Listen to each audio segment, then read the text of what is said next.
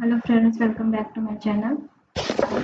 आज आपण घेणार आहोत SSTचा पेपर आणि कर्नाटकाचा SSTचा पेपर राहणार आहे हा. मला खूप रिक्वेस्ट येत होते SSTचा पेपर घ्या म्हणून, त्याच्यामुळं on the basis of request मी हा व्हिडिओ बनवत आहे. ओके, तर हा पेपर आहे कर्नाटकाचा, Karnataka TET old paper. I don't know which year, पण हाच पॅटर्न असतो, त्याच्यामुळे हा घेतला पेपर. ठीक आहे.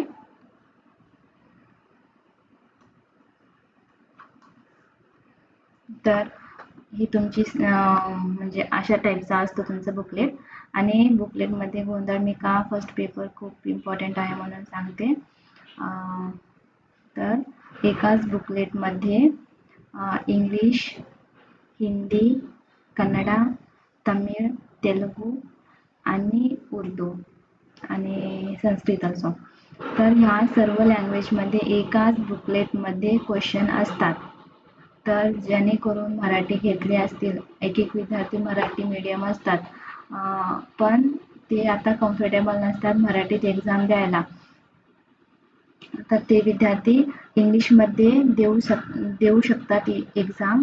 पण इंग्लिशमध्ये सुद्धा अशा टाईपचे काही क्वेश्चन असतात इंग्लिशमध्ये. ओके, इंग्लिशमध्ये एक क्वेश्चन अशा असतात की आपल्याला एक वेळेस म्हणजे एक शब्दाचे वर्डचे मीनिंग आपल्याला माहीत नसतात.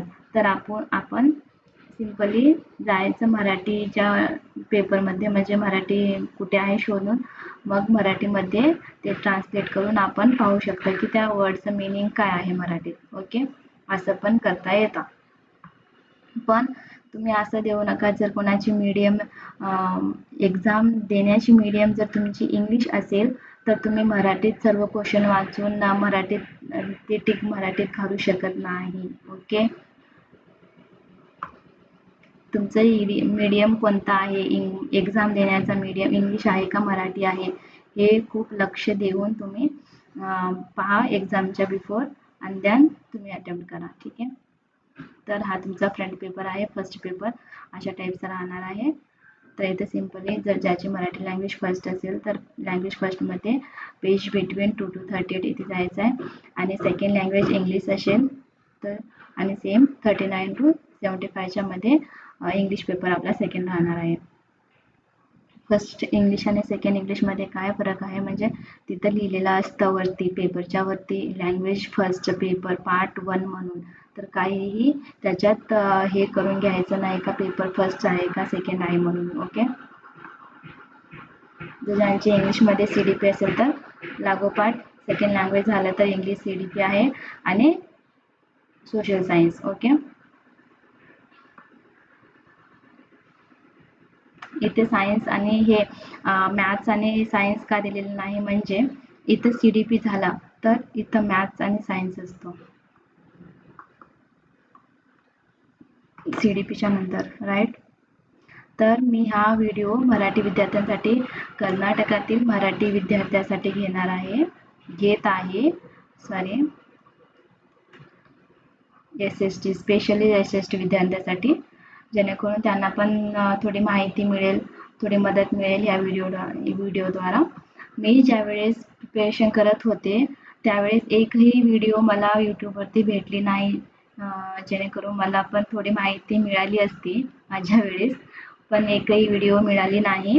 आणि फक्त आणि फक्त कन्नडामधूनच नोट्स होते आणि आता सुद्धा कन्नडातूनच ऑलमोस्ट चॅनल चालत आहेत.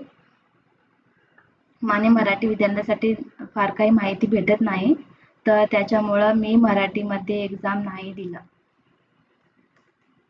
मला माहिती नव्हतं मराठीतून एक्झाम दिलं तर पुढे CET मराठीत पेपर असतो का नसतो, मला याच्याबद्दल नॉलेज नाही. सॉरी. ओके, मी फक्त इंग्लिशमध्ये दिली आहे एक्झाम. एक लँग्वेज माझी मराठी होती ऑफकोर्स. ठीक आहे, तर आता बोलूयात. सोशल सायन्स घेणार आहे ना मी. Okay, social science Marathi. तर आपला पेज नंबर 128 होणार आहे इथं. तर 128 तर हा आला आपला सोशल सायन्सचा भाग. आणि आता मी सोशल सायन्सचा माझा सोशल सायन्सकडे काही तेवढं हे नाही, त्याच्यामध्ये नॉलेज नाही मला.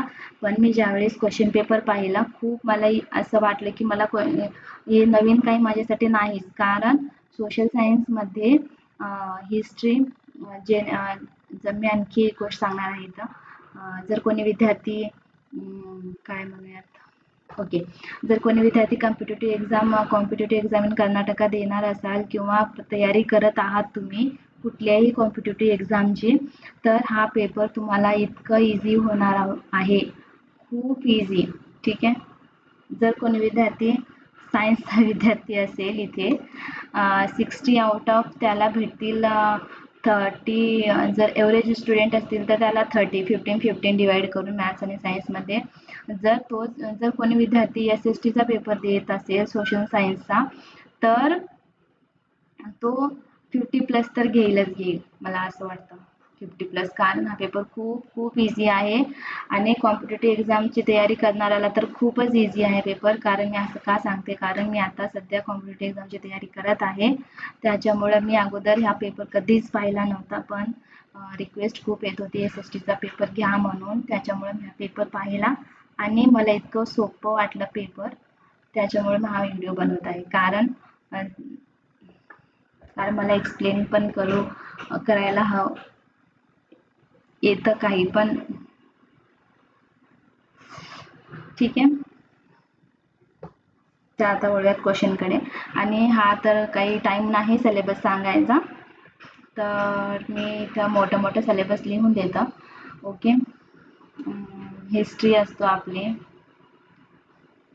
हिस्ट्री आणि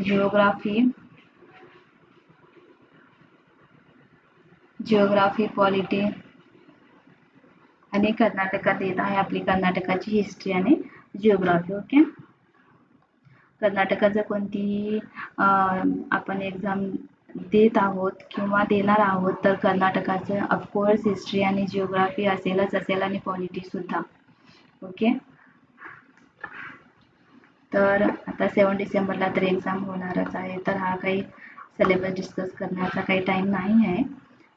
ओके. हा फक्त व्हिडिओ बनवत आहे सोशल सायन्स विद्यार्थीसाठी, कारण त्यांना थोडी माहिती मिळेल की कशा टाईपचा क्वेश्चन पेपर असतो. ठीक आहे. राईट. तर आता फर्स्ट क्वेश्चन पाहूयात. Sacred Book of the East हे पुस्तक याने लिहिले, तर कोणी लिहिलं? फर्स्ट ऑप्शन आहे Max Muller, Sir William Jones, James Mill, Abbe Dubois. माझी मराठी लँग्वेज एवढी पण छान नाही आहे, पण ओके आहे. ठीक आहे. आताच पाहूयात Max Muller, Sir William Jones. तर हा डायरेक्ट क्वेश्चन विचारलेला आहे याने की कोणी लिहिलं, तर पाहूयात. तर याचा ऑप्शन आहे Max Muller. Right answer. Max Muller याने एक ग्रंथ लिहिले आणि हे त्या ग्रंथाच्या बुकाचं नाव आहे ज्यात एशियातील धार्मिक ग्रंथाचे इंग्रजी अनुवाद आहेत. धार्मिक ग्रंथाचे म्हणजे आशियातील. ओके. इंग्रजीत याने काय केले, फक्त इंग्रजी अनुवाद केले आशियातील ग्रंथाचे. खूप मोठी पेन झाली आहे, थोडी लहान करते.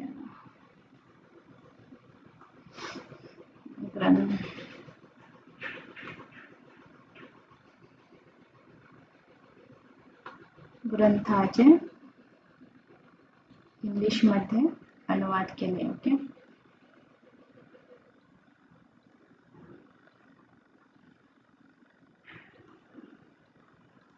अनुवाद. ठीक आहे. आशियातील आहे हा. तर सेकंड क्वेश्चन 92 क्वेश्चन. गिलगमेश हे यांचे एक महाकाव्य आहे, तर कोणत्या देशाचे एक महाकाव्य गिलगमेश नावाचं आहे? ओके. तर एका देशाचे नाव लिहिले, इजिप्शियन, रोमन, मेसोपोटेमियन, हरप्पन संस्कृती. ओके. तर इथे पहा, गिलगमेश हे एक प्राचीन मेसोपोटेमियन संस्कृतीमधील एक प्रसिद्ध आणि जुनी महाकाव्य आहे असे समजले जाते. तर हा ऑप्शन आपला मेसोपोटेमियन आहे. ठीक आहे. आता थर्ड पाहूयात. 93rd question. नवकोट नारायण म्हणून हे प्रसिद्ध आहेत.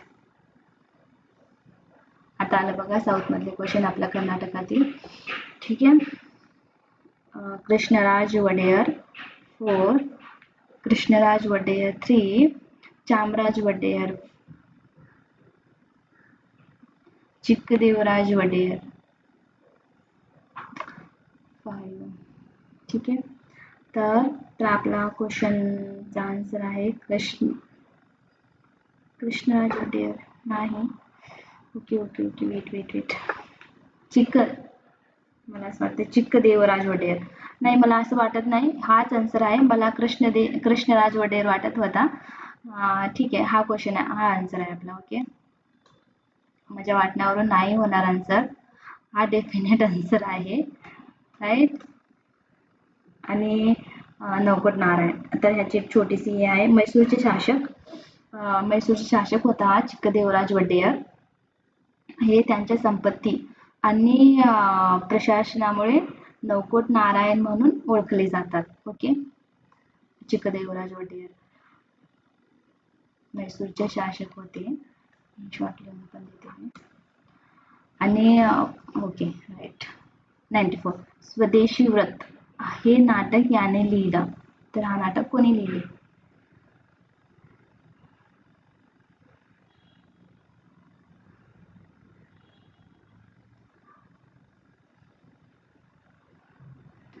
स्वदेशी वृत्त यशोधमा दासप्पा, बळ्ळारी सिद्धम्मा, उमाबाई कुंदापूर, कमलादेवी चट्टोपाध्याय.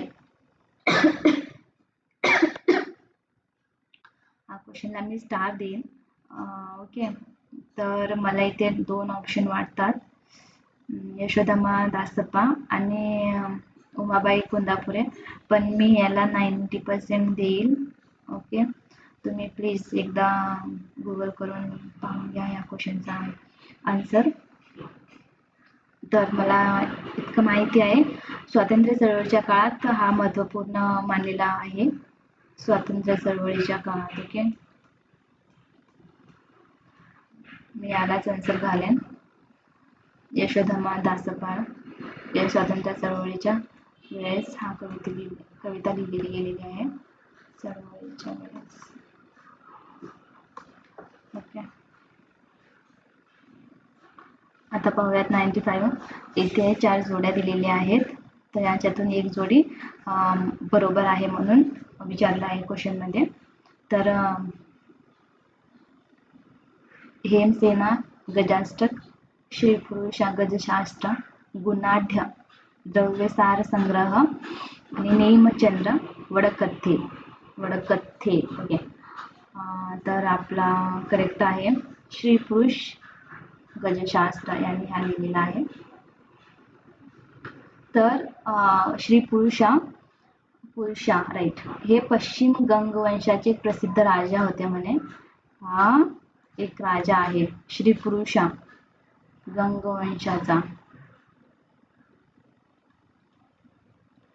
गंगवंशाचे एक राजा होते, प्रसिद्ध राजा. ओके, ज्याने गजशास्त्र हा हत्तीबद्दलचा ग्रंथ आहे. हत्तीबद्दलचा. ओके,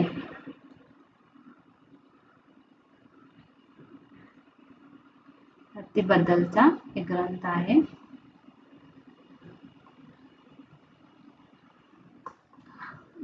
ग्रंथ आहे नाही, लिहिला आहे. ओके,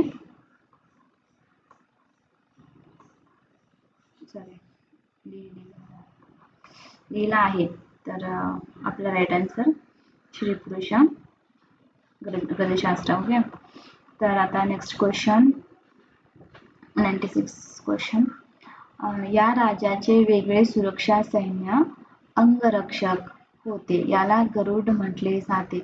हिस्ट्री मधला क्वेश्चन असं डायरेक्ट क्वेश्चन विचारतच नाही कुठेही. असं कुठेतरी आपण हिस्ट्री वाचते वेळेस असं मेन पॉइंट असं लक्षात ठेवतो, पण असं काही विचारून जातात आपण वाचते वेळेस. हा खूप असं सिली गोष्टी. आता पहा इथं सैन्याला गरुड म्हटले जाते म्हणे. कुठल्या राजाचे सैन्य? आता पहा कुठल्या राजाचे सैन्य आहे तो आता.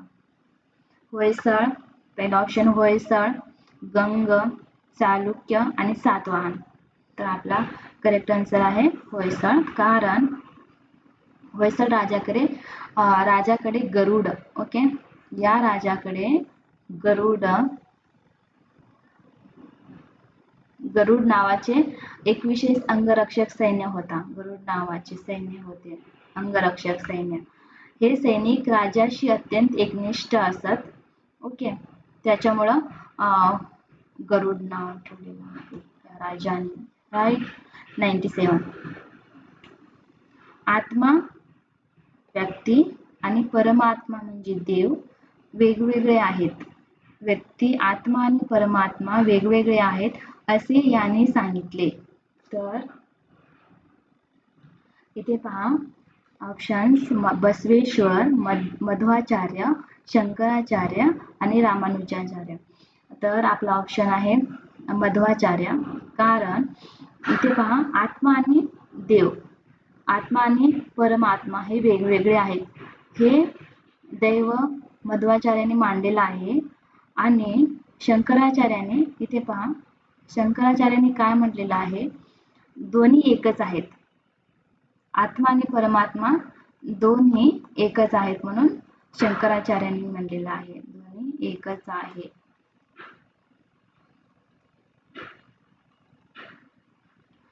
आणि रामानुजाचार्यांनी काय म्हटलेलं आहे, रामानुजाचार्यांनी विशिष्ट दैवत आहे, आशा आहे दैत, विशिष्ट दैत तत्वज्ञान, राईट.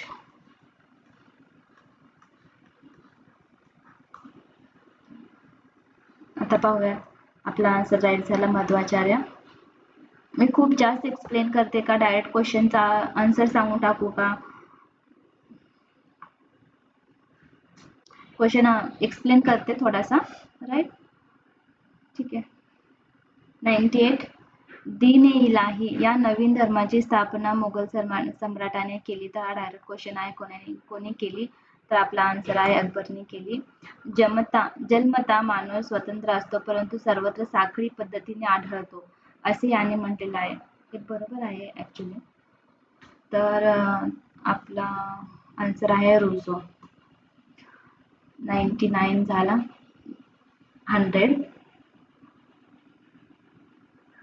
100वा क्वेश्चन काय म्हणते इथं? 100वा क्वेश्चन, 100वा क्वेश्चन. तरुण इटली या पक्षाची स्थापना याने केली. तरुण इटली.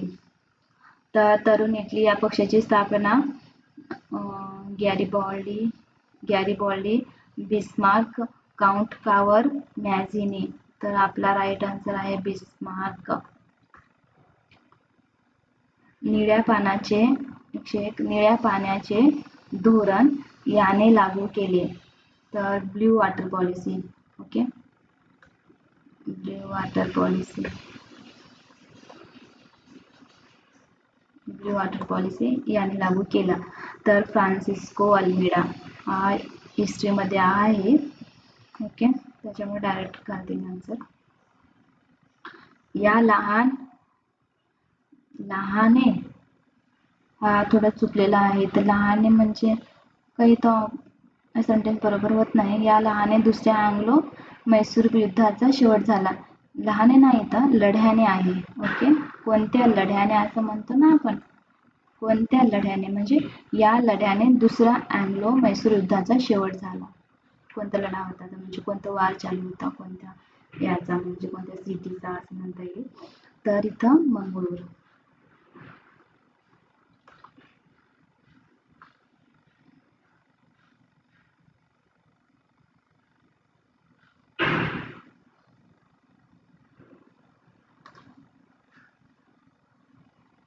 रासबिहारी बोस आणि मादाम कामा नेते होते. तर कोणते नेते होते? तीव्रगामी, जहालमतवादी, मवाळवादी, क्रांतिकारक. तर याचा उत्तर आहे वेट, एक मिनिट द्या मला. त्रिवगामी. मी याला स्टार घालून ठेवते कारण मला क्रांतिकारक हे वाटते. मी लास्टला सांगेन. ओके. आता पाहूयात 104. लाला लजपत राय यांचा मृत्यू चळवळी दरम्यान झाला. तर असहकार चळवळ, ऑप्शन्स मिठाचा सत्याग्रह, सायमन कमिशनला विरोध करताना जालियनवाला बाग हत्याकांड. तर आपला करेक्ट आन्सर आहे सायमन कमिशनला विरोध करताना. कारण सायमन कमिशन ज्यावेळेस भारतात आली आणि तुम्हाला हे माहिती हे बेसिक आहे, बेसिक हिस्ट्री आहे आपल्या देशाची. तर सायमन कमिशन म्हणजे काय हे माहीत असले पाहिजे हा क्वेश्चन सोडवताना. तर सायमन कमिशन का विरोध करताय हे देखील माहिती असली पाहिजे. तर बेसिकली म्हणजे सायमन कमिशनच्या एका गटामध्ये सायमन कमिशन ते एक नारा लावत होते, Simon commission go back.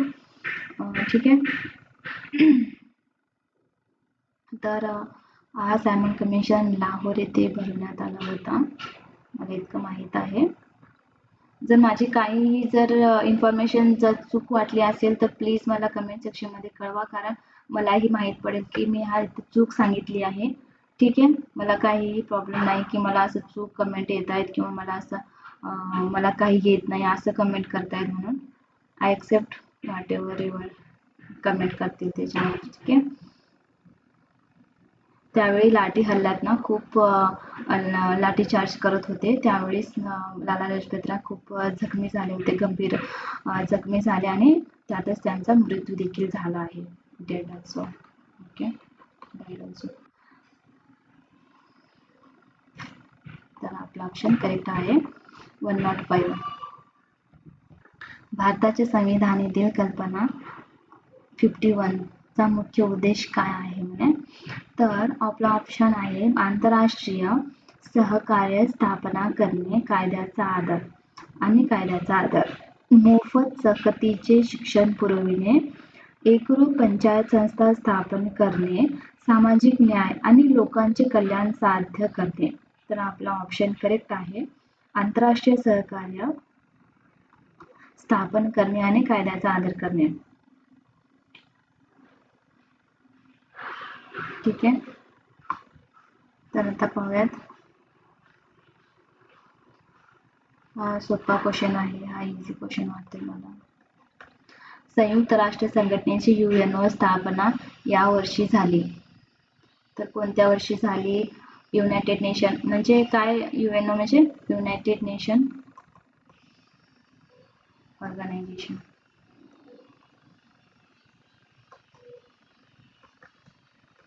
Organisation 24 October 1945 आपला राईट आन्सर आहे. सॉरी आता जून आहे. मी एक म्हणते आहे आणि एकाला टिक घातली आहे. तर आपला करेक्ट आन्सर आहे हा. आता पाहूयात 107. जागतिक आरोग्य संघटनेचे मुख्य कार्यालय या ठिकाणी आहे. आरोग्य म्हणजे काही तर कळालंच असेल तुम्हाला. हा क्वेश्चन म्हणतो WHO World Health Organization. World Health Organization right. तर कुठे आहे? जेनेवामध्ये आहे. खूप इझी क्वेश्चन आहेत ॲक्च्युली. भारतीय संविधानाच्या चौथ्या भागात हे आहे. तर काय आहे चौथ्या भागात? चौथ्या भागात ना मूलभूत हक्क नाही, मूलभूत कर्तव्य नाही, संसदेची रचना देखील नाही. तर मला हा क्वेश्चन वाटतो डेफिनेटली आहे, वाटतो नाही आहे. ओके. राज्याची म्हणजे चौथ्या भागात ना DPSP बद्दल बोलत आहे हा क्वेश्चन, सांगत आहे actually. Directive principle of state policy. Directive principle of state policy. आणि याचे आर्टिकल आहेत आर्टिकल 36 to 51 राईट. तर आता बघा नेक्स्ट क्वेश्चन 109. निवडणूक आयोगाच्या रचनेसंबंधी संघटनेचे घटनेचे संविधान हे कलम सांगते. तर ऑप्शन्स आर 324, 315, 326, 362. तर करेक्ट ऑप्शन सांगा. 324.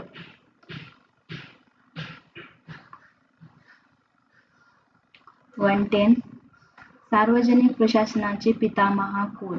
सार्वजनिक प्रशासनाचे म्हणतात तर इथं मी थोडंसं एक्सप्लेन करू इच्छिते. अमेरिकेचे माजी अध्यक्ष म्हणजे अमेरिकेचे अध्यक्ष वुड्रो विल्सन इथे पहा ऑप्शन आलेला आहे. वुड्रो विल्सन याने सार्वजनिक प्रशासनाचे पितामह यांना मानले जाते. ऍक्च्युली ओके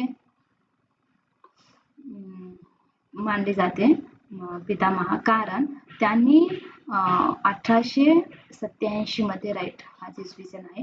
1887 मध्ये द ईस्ट ऑफ ऍडमिनिस्ट्रेशन कुठे लिहायचं? The east of administration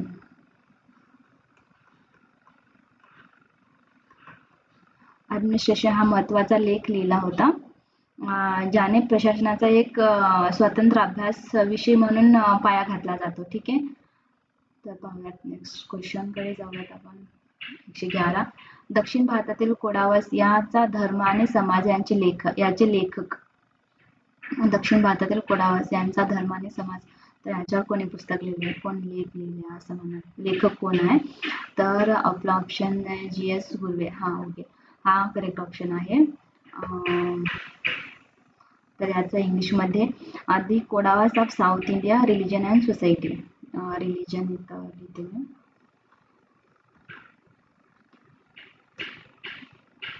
religion and society. ठीक आहे. खूप स्लो चालली आहे का मी? मला असं वाटत आहे. समाजशास्त्र हे सामाजिक वर्तणुकीचा अभ्यास करणारे शास्त्र आहे. समाजशास्त्र हे सामाजिक वर्तणुकीचा अभ्यास करणारे शास्त्र आहे असे याने म्हटलेलं आहे. तर सांगा कोण आहे? Max Weber, Karl Marx, Auguste Comte, not Comte, Emile Durkheim. किती हार्ड असतात. इंग्लिश मध्ये दिलं असतं तर इझिली वाचू शकत होते. ठीक आहे. तर इथे पहा मॅक्स वेबर मराठी मीडियम मधूनच 10th झालेली आहे, तरी पण आता मराठी एक शब्द येतच नाहीत. कारण काय माहिती. 112, 113 पहा. अविभक्त कुटुंबाचे मुख्य लक्षण ओळखा.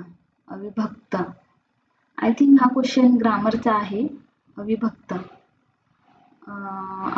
कुटुंबाचे मुख्य लक्षण म्हणजे अनेक पिढ्यांचे सदस्य एकत्र राहतात याला म्हणतात.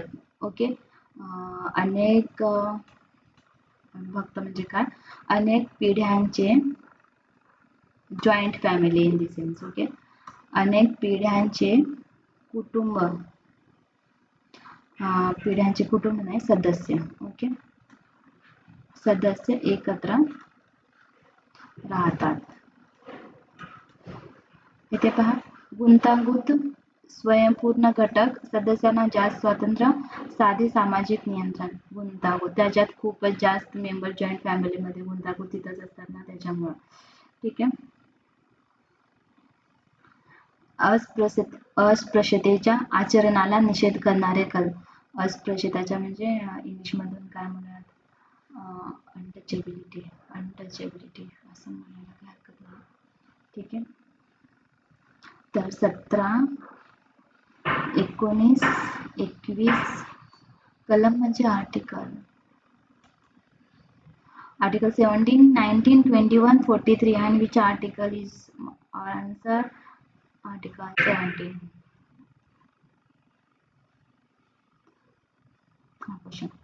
भारताच्या ईशान्येकडील भागात आढळणारे आदिवासी.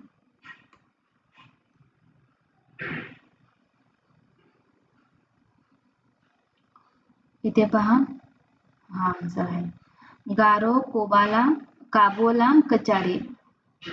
ओके. ॲडस्मिथिया यांच्या मते अर्थशास्त्र म्हणजे काय? सामाजिक वर्तणुकीचा अभ्यास, सामाजिक संस्थाचा अभ्यास, मानवी जीवनातील सामान्य व्यवहारांचा अभ्यास, संपत्तीचा अभ्यास. अर्थशास्त्र म्हणजे संपत्तीचा अभ्यास, प्रॉपर्टीचा अभ्यास. संपत्ती in the case property. Okay.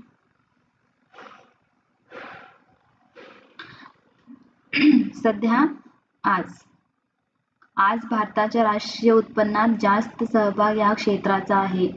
उत्पन्नात म्हणलेला आहे तर प्राथमिक क्षेत्र, तृतीय क्षेत्र, द्वितीय क्षेत्र, सार्वजनिक क्षेत्र. तर आपला करेक्ट आन्सर आहे तृतीय क्षेत्र.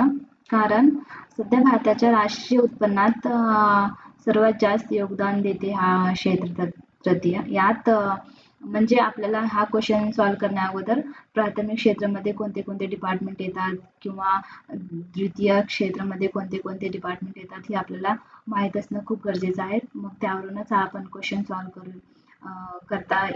करायला इझी जाईल. ओके. नाहीतर कुठलंही माहीत नसेल म्हणजे कुठलंही टिक घालून यायचं असं सोडायचं नाही. काय माहिती तुमचा तुक्का राईट आन्सर वरती पण जाऊ शकतो एक वेळेस. तर मी सांगते तृतीय क्षेत्रामध्ये कोणते कोणते डिपार्टमेंट येतात. लाईक बँकिंग आणि शिक्षण. आता शिक्षणचं एक बिझनेसच चालू झालाय असं म्हणायला काही हरकत नाही. शिक्षण एज्युकेशन आणि आरोग्य सेवा आणि ओके आरोग्य सेवा हेल्थ डिपार्टमेंट याच्यावरती सेवांचा समावेश इथे आहे. ठीक आहे. तर आता पाहूयात 118.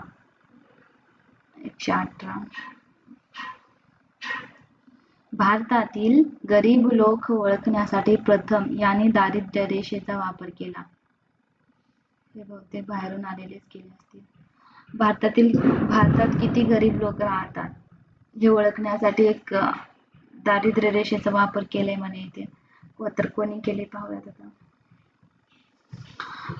अमर्त्य सेन, सुरेश तेंडुलकर, सी रंगराजन.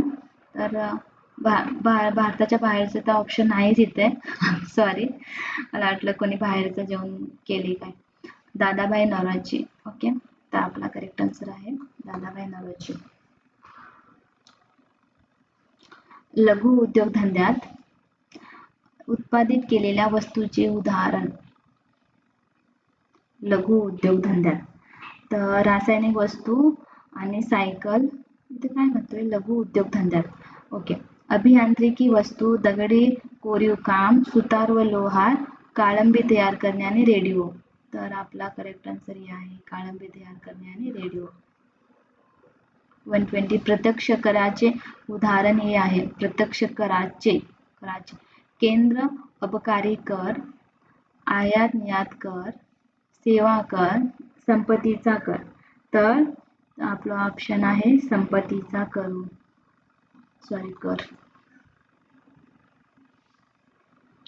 खालीलपैकी या खात्याच्या प्रकाराला बँक कोणत्याही प्रकारच्या ठेवीवर व्याज देत नाही. तर बँक कुठल्या ठेवीवर, कुठल्या रकमेवर किंवा आपल्या कोणत्या असं आपले पैसेच म्हणू इच्छिते मी. पैसे ठेवल्यावर बँक आपल्याला परत आपण त्या बँकेत पैसे ठेवलोत म्हणून आपल्याला व्याज देते. हा क्वेश्चन बेसिकली असं विचारत आहे. तर इथे पहा कुठला खाता आपलं पाहिजे. बचत खाते, चालू खाते, निश्चित ठेव खाते, आवर्ती ठेव खाते. तर चालू खाते करेक्ट ऑप्शन. 122. 15 मार्च 1962 साली या अमेरिकेच्या राष्ट्राध्यक्षाने ग्राहक हक्क बहाल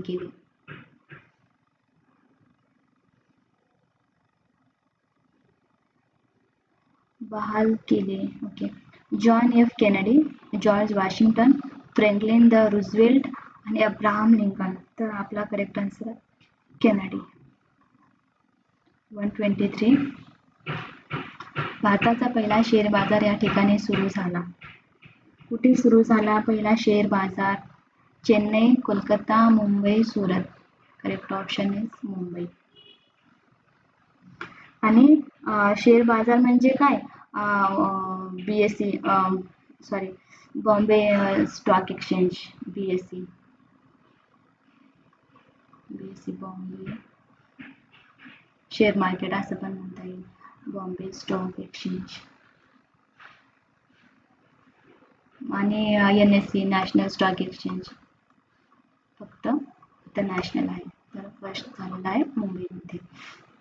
युरोपच्या दक्षिणेला असलेला समुद्र. युरोप कुठे येतं? हे क्वेश्चन पाहण्यासाठी आपल्याला वर्ल्ड मॅपचं खूप गरज आहे, कारण ज्याला वर्ल्ड मॅप बद्दल येतं ते खूपच जास्त क्वेश्चन सॉल्व्ह करता येतं त्यांना. आता इथे पहा, युरोपच्या दक्षिणेला. युरोप कुठे आहे? दक्षिणला अटलांटिक महासागर आहे. ओके.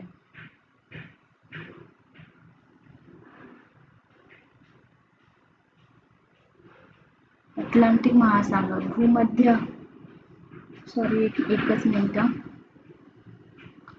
युरोपच्या दक्षिणेला म्हणले ना इथं. आय थिंक मला अटलांटिक महासागर वाटतोय, पण मला कन्फ्यूज आहे थोडंसं. भूमध्य समुद्र, काळा समुद्र नाही, बॅरेंट समुद्र नाही, अटलांटिक. ओके, आपला करेक्ट आन्सर भूमध्य समुद्र. आफ्रिकेतील सर्वात मोठे सरोवर. आपल्या देशाबद्दलच एक्झाम आहे ना, तर मला असं वाटतं आपल्या देशाबद्दल खूप असे हार्ड क्वेश्चन विचारता येईल, जेणेकरून एक्झाममध्ये पण असे खूप क्वेश्चन आहेत, ट्रिकी क्वेश्चन आहेत, हार्ड क्वेश्चन आहेत, जे टाकायला काही हरकत नव्हती, पण याने फक्त दुसऱ्या देशावरती जिओग्राफीचा पार्ट आहे ना, काही म्हणता येत नाही. राईट. चला. आफ्रिकेतील सर्वात मोठे सरोवर. अल्बर्ट सरोवर, न्यासा सरोवर, टांगानिका सरोवर, व्हिक्टोरिया सरोवर. तर आपला करेक्ट आन्सर आहे व्हिक्टोरिया सरोवर.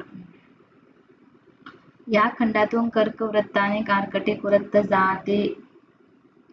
तर हा क्वेश्चन आपल्याला सॉल्व्ह करण्यासाठी आपल्याला वर्ल्ड मॅप आलं पाहिजे.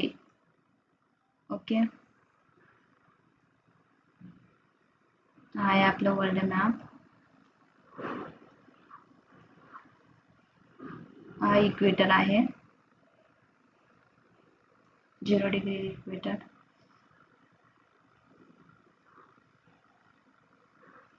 तर इथे पहा, या खंडातून कर्कवृत्त आकृतिक वृत्त जाते म्हणे. तर करेक्ट आन्सर आहे आशिया, कारण इथे आशिया आहे.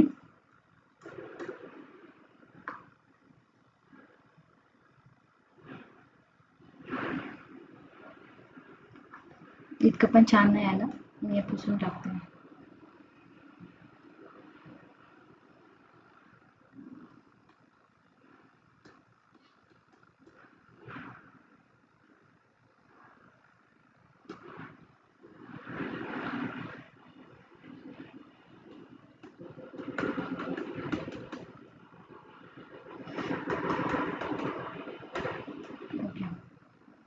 तर इथे पाहूया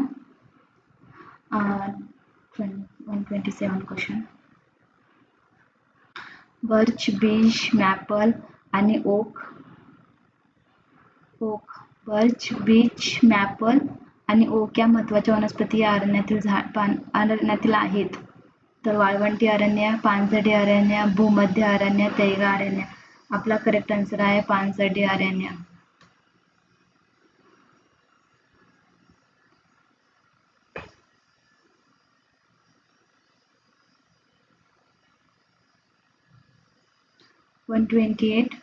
कालगोर्डी आणि कुलगार्डी ही ऑस्ट्रेलियातील ठिकाणे यासाठी प्रसिद्ध आहेत. ऑस्ट्रेलियाबद्दलच खूप जास्त विचारलेलं आहे. लोह खनिज, बॉक्साईट, सोन्याची खाण, तांबे. तर इथे आपला करेक्ट आन्सर आहे सोन्याची खाण. पृथ्वीवर 2 अक्षांशमधील इतके अंतर आहे. आता मी जिओग्राफी म्हणजे हा ग्लोब काढले होते ना, तर याच्यात एक इक्वेटर आहे आणि इथे अशी लाईन असतात लॅटिट्यूड, याला लॅटिट्यूड म्हणतात. ओके, तर इथून आणि इथून किती अंतर आहे, तर 1 किलोमीटर.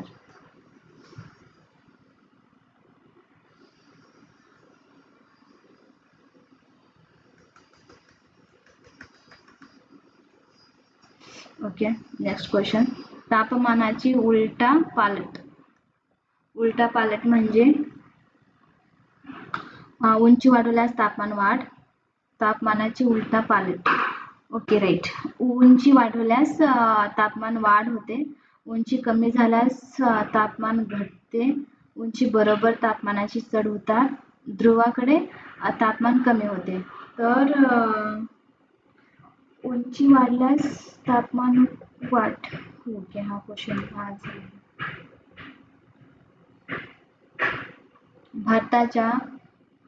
भारताच्या भौगोलिक क्षेत्रफळापैकी कर्नाटक प्रदेशाची टक्केवारी इतकी आहे. मग म्हणले ना, कर्नाटकात एक्झाम देणार आहे आपण, म्हणजे कर्नाटकाची माहिती आपल्याला पाहिजेच पाहिजे. हा एक क्वेश्चन आलेला आहे का. क्षेत्रफळ विचारलेला आहे आपल्याला, तर क्षेत्रफळ किती होणार आहे इथं आपला ऑप्शन 1 5.18, 5.68, 5.83 आणि 5.91. तर करेक्ट ऑप्शन इज 5.83. उन्हाळ्याच्या ऋतूत जास्तीत जास्त तापमानाची नोंद होणारे कर्नाटकातील अतिउष्ण ठिकाण विचारलेलं आहे. तर रायचूर, कलबुर्गी, बಳ್ಳारी आणि विजयपूर. तर कलबुर्गी, रायचूर. ओके, तर हा आपला ऑप्शन आहे रायचूर.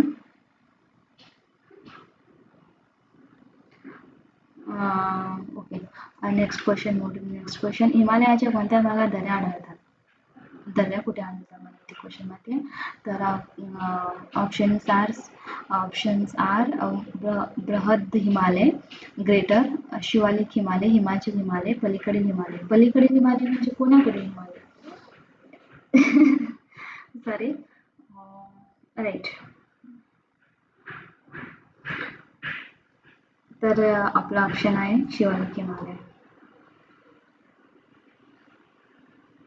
उन्हाळा ऋतूत पश्चिम बंगालमध्ये पडणाऱ्या पावसाळ्याला असे म्हणतात. पश्चिम बंगालमध्ये पडणाऱ्या पावसाला असे म्हणतात. ओके, कालबैसाखी म्हणतात. मला माहित होतं कालबैसाखी, राईट. हेमावती, अर्कावती, सुवर्णावती आणि भवानी या हिच्या उपनद्या आहेत. कोणत्या नदीचे ह्या उपनद्या आहेत म्हणे. कृष्णा, नर्मदा, गोदावरी, कावेरी. तर correct answer is Kaveri. Hemavati, Arkavati, Suvarnavati आणि भवानी या नद्या दक्षिण भारतातील प्रमुख कावेरी नदीच्या महत्वाच्या उपनद्या आहेत. दक्षिण भारतातील नद्या.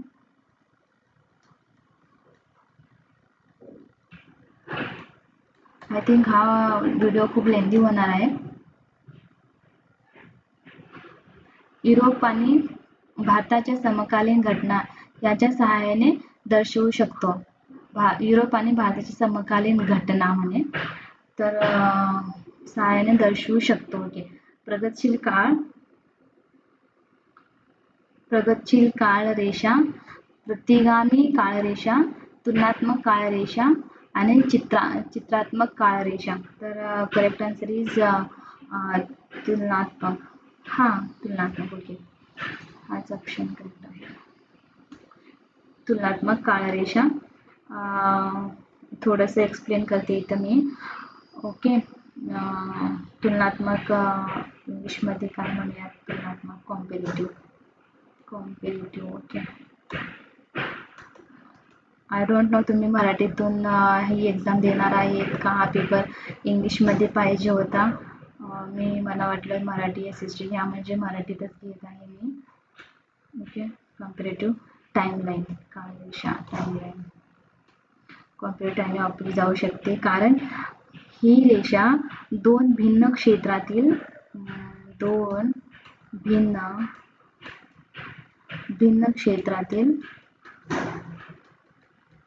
असं का होतं ह्या.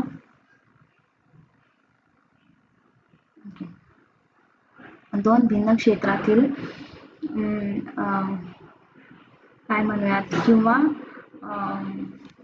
वेट कॉम्पिटेटिव्ह टाइमलाईन्स आर दोन भिन्न क्षेत्रातील किंवा संस्कृतीमधील घटनाची एकाच वेळी तुलना करण्यास मदत करते. ओके, एकाच वेळी तुलना करण्यास मदत करते. ओके,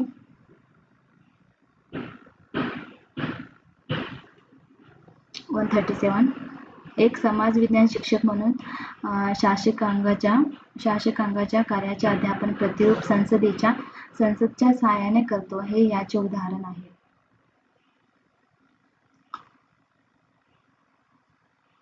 ऑप्शन 1 प्रात्यक्षिक पद्धत, प्रायोगिक पद्धत, चर्चा पद्धत, जीवनचरित्र पद्धत. तर option C first is correct. प्रतिरूप संसदेच्या सहाय्याने शासकांगाच्या कार्याचे अध्यापन करणे म्हणजे विद्यार्थ्यांना कृतीद्वारे किंवा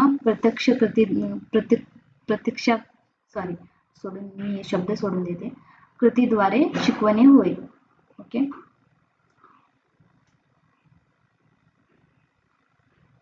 मराठी मीडियम असून सुद्धा मला एक शब्द इतकं मराठीत इतकं हार्ड जातात ना वाचायला. मी एकदा वाचली तर आणि तो शब्द दुसऱ्यांदा रिपीट करायला येतेच नाही मला. तो काय खूप अवघड आहे बाबा मराठी. मुघल साम्राज्याच्या सीमांचा नकाशा काढून ठिकाणे दर्शविणे हे सूचित करते. मुघल साम्राज्याच्या सीमांचा नकाशा काढून. ओके, तर ऑप्शन 4 स्मरण, कौशल्य, आकलन आणि उपयोजन. तर करेक्ट आन्सर इज कौशल्य. नकाशा काढणे आणि त्यावर ठिकाणे दर्शविणे. किती घाणेरडा नकाशा झाले बाबा. नकाशा काढणे आणि त्यावर नाव दर्शविणे हे एक भौगोलिक कौशल्य आहे, केवळ स्मरण किंवा आकलन नाही. ओके, 39 इथं खूप जण स्मरण करतील, स्मरण नाही, कौशल्य आहे. सॉरी. अक्षांश आणि रेखांश अध्यापन करताना आम्ही याचा वापर करतो. तर कशाचा वापर करतो? पाठ्यपुस्तके नो, चित्रे नो, शब्दकोश नो, तर पृथ्वी ग्लोब हा इझी क्वेश्चन होता. प्राचीन काळापासून आजपर्यंत 140 प्राचीन काळापासून आजपर्यंत प्रसिद्ध पद्धत ही आहे. तर सहल पद्धत, चर्चा पद्धत, योजना पद्धत, रीडिटिंग पद्धतीची पद्धत. तर चर्चा पद्धत मध्ये खूप प्रश्नाचे उत्तर भेटू शकतात, त्याच्यामुळे हा प्रसिद्ध आहे. समस्या 141 समस्या निवारण पद्धतीने अध्ययनासाठी प्रोत्साहन मिळते. समस्या निवारण पद्धतीने. ओके, आणि समस्येचे निवारण केले जाते हे विधान यांनी केले आहे. तर हा विधान सी.व्ही. गुड, ऑगस्ट क्रांती, किल पॅट्रिक्स विविस. तर करेक्ट ऑप्शन इज सी.व्ही. गुड. समस्या निवारण पद्धतीने अध्ययनासाठी प्रोत्साहन मिळते आणि समस्येचे निवारण सुद्धा केले जाते. ओके,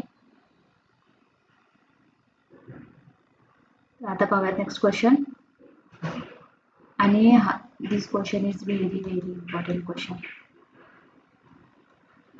आणि या क्वेश्चन बद्दल थोडीशी माहिती देते मी. हा क्वेश्चन असा आहे ना, फक्त तुम्ही काहीच वाचून जाऊ नका याबद्दल, किंवा खूप असे आहेत म्हणजे डिस्लेक्सिया, अलेक्सिया, डिफासिया, अफासिया आणि डायकॅल्क्युलिया असे खूप काय म्हणता येईल याला. ओके, तर आता पाहूयात डिफेसिया म्हणजे काय.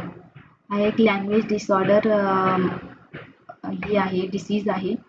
डिसीज म्हणता येत नाही, डिसऑर्डर. ओके, तर डिफेसिया एक लँग्वेज डिसऑर्डर आहे आणि याच्यात ना बोलायला येत नाही.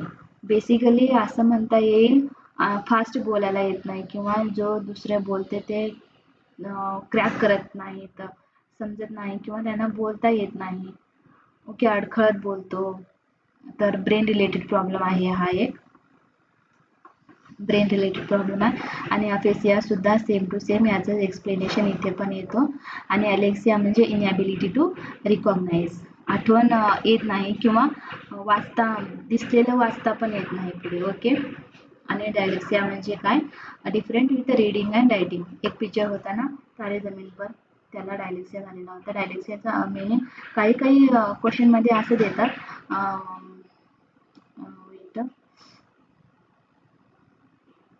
एक्झाम्पल डायलेक्सिया डी असतो ना, आणि पी, हा दोन डिफरंट शब्द आहेत. शब्दाला उलटा करून वाचणे. ओके, एक आला आठवण, यम आणि डब्ल्यू. जर यम असेल ना, ज्याला डायलेक्सिया झालेला आहे तो डब्ल्यू वाचतो, आणि ज्याला ओके डब्ल्यू असेल ना तो यम वाचतो, असं. ओके, स्पेलिंग गलत करून वाचतो तो, त्याला डायलेक्सिया म्हणतात. तर इथे आपला करेक्ट आन्सर आहे, इथं वाचनातील असमर्थेला, तर इथं वाचायला येत नाही ना त्याला, त्याच्यामुळे डायलेक्सिया. समाजविज्ञान 143. समाजविज्ञान अध्यापनाच्या उद्देशाला संबंधित नसलेला निवडा. समाजविज्ञान अध्यापनाच्या उद्देशाला संबंधित नसलेला म्हणे तिथं, तर नसलेला असे नाही, नसलेला जर असेल ना क्वेश्चन मध्ये खूप काळजीपूर्वक वाचा. ठीक आहे, तर ऑप्शन्स पाहूयात आता. आकलन कौशल्य, उपयोजन, आकलन आणि संघटन. आणि करेक्ट आन्सर इज आकलन आहे. समाजविज्ञान अध्यापनाच्या उद्देशामध्ये कौशल्य स्किल्स आणि कम्प्रेहेन्शन, नॉलेज आणि इंटरेस्ट यांचा समावेश होतो. स्किल, कम्प्रेहेन्शन, आकलनालाच कम्प्रेहेन्शन म्हणतात. कम्प्रेहेन्शन, नॉलेज आणि इंटरेस्ट यांचा समावेश असतो. तर 144. कोठारी आयोगाच्या मते मौल्यमापन हे आहे. मौल्यमापन कोठारी आयोगाच्या मते. ठीक आहे. परीक्षा साधन, मौखिक आणि लेखी परीक्षा, निरंतर प्रक्रिया, अध्यापन, अध्ययन प्रक्रिया.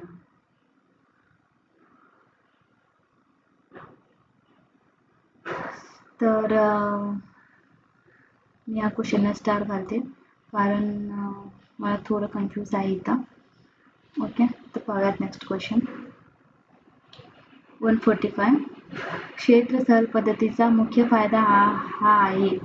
क्षेत्र सहल पद्धतीचा म्हणे, यामुळे विद्यार्थी चिंतन करू लागतात, यामुळे विद्यार्थ्यांच्या भाषा कौशल्यात सुधारणा होते, चर्चेचे सामर्थ्य निर्माण होते, ठिकाणाची प्रत्यक्ष माहिती मिळते. तर इथे पहा, क्षेत्र ठिकाणाचे जर सहलीला घेऊन गेला तर त्या ठिकाणाबद्दल माहिती पडते ना. ओके, तर ठिकाणाची प्रत्यक्ष माहिती पडते. 146. संबंध कल्पना नमुना चाचणीचे हे उदाहरण आहे. महावीर, जैन, गौतम बुद्ध, इथं काय येतं, अशोक, हर्ष, पुलकेशी टिळक, आणि नेक्स्ट कोणत्या राजा येते इथं. गोलघुमट कुठे आहे. 1950 साली भारताला स्वातंत्र्य मिळाले, हा चुकी बरोबर आहे. 1950 साली भारताला मिळाले का, नाही ना, तर हा चूक आहे. तर इथे पाहूयात.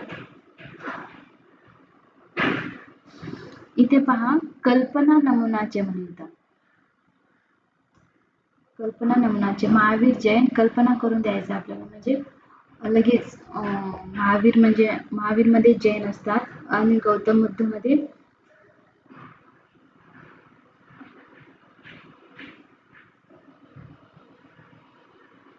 भिक्षू. करेक्ट आन्सर हे आहे. शाळा समुदायासाठी घेणे हे शाळेमध्ये समुदाय साधने वापरण्याच्या मार्गाचे हे एक उदाहरण आहे. समुदाय साधने वापरण्याच्या मार्गाचे. ओके, शाळेमध्ये प्रदर्शन भरविणे, पालक शिक्षक संघटना, समुदाय सर्वेक्षण, श्रेष्ठ व्यक्तींना आमंत्रित करणे. तर करेक्ट आन्सर इज शाळेमध्ये प्रदर्शन भरवणे. शाळेमध्ये प्रदर्शन भरवणे.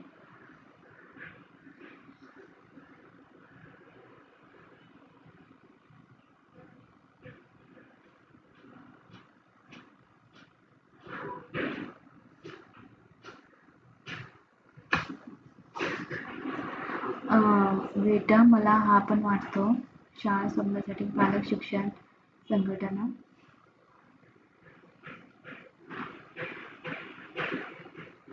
इथे काय म्हणले, समुदायासाठी घेणं म्हणले ना, त्याच्यामुळं थोडं डाऊट येते. शाळेमध्ये प्रदर्शन भरवणे किंवा पालक शिक्षक संघटना. शाळा समुदायासाठी घेणे आणि शाळा समाजासाठी वापरणे या संकल्पनेमध्ये शाळा आणि समुदाय यांच्यातील परस्पर संबंध दाखवतो इथं. शाळा आणि समुदाय.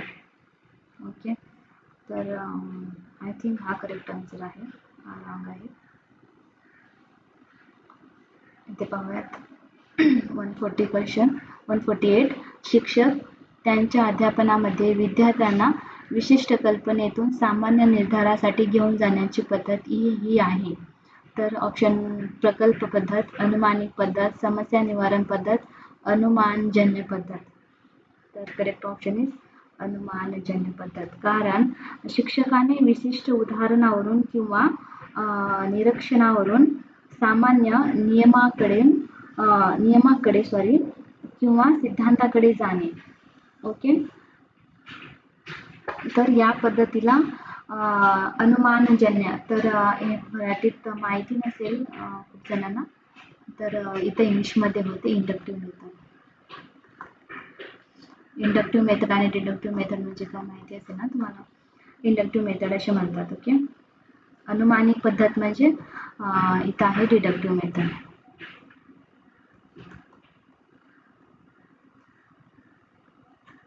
तर करेक्ट आन्सर इज अनुमानजन्य इंडक्टिव्ह मेथड आहे आन्सर. 149 NCF चा क्वेश्चन विचारलेला आहे. राष्ट्रीय पाठ्यक्रम चौकट म्हणजे NCF आहे हा, नॅशनल एज्युकेशन फ्रेमवर्क 2005 चा मुख्य दृष्टिकोन हा आहे शाळेबाहेर जीवनातील ज्ञानाची सांगड घालणे, शाळेबाहेर पाठांतर पद्धतीला प्रोत्साहन देणे, वर्गातील पाठांतर. जर कुठेही CDP मध्ये मेमोराईज, पाठांतर, रिकॉल, स्ट्रिक्ट आणि ओके, आता इतकेच बस. शाळेमध्ये हे जर असतील तर हे खूप निगेटिव्ह आहेत, याला कधीही टिक घालू नका. कुठेही जर पाठांतर आहे ना, हा चूकच आहे आन्सर. वर्गातील अध्ययनासाठी परीक्षेचे आयोजन करणे आणि ते बनविणे फार कठीण आहे. शाळेमध्ये शैक्षणिक तंत्रज्ञानाच्या वापरावर नियंत्रण ठेवणे. नियंत्रण ठेवणे असं होऊ शकते का, म्हणजे शैक्षणिक तंत्रज्ञानाच्या वापरावर नाही, नियंत्रण ठेवणे हा एक योग्य उत्तर नाही वाटतं मला. ओके, तर हा पण नाही. तर करेक्ट आन्सर इज शाळेबाहेर जीवनातील ज्ञानाची सांगड घालणे. 150 विद्यार्थ्यांच्यात लोकशाहीच्या गुणांचा आणि गट चिंतनांचा विकास करण्यास या पद्धतीची निश्चित मदत होते. चर्चा पद्धत, कथाकथन पद्धत, व्याख्यान पद्धत, भूमिका तंत्र. करेक्ट आन्सर चर्चा पद्धत. चर्चा पद्धत मध्ये सर्वांचे काय मत आहे ते ऐकून घेतात, मग नंतर त्याच्यावर एक डिसिजन देतात. Okay, correct answer